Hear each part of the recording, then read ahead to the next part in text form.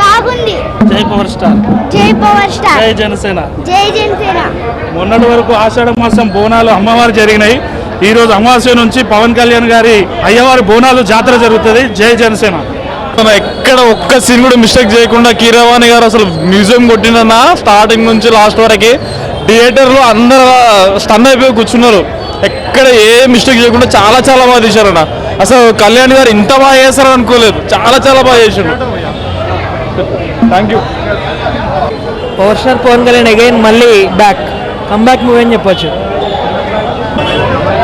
చెప్పండి అమ్మా. Cinema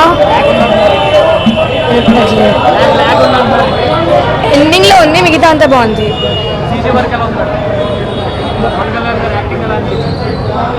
hype రావాలి.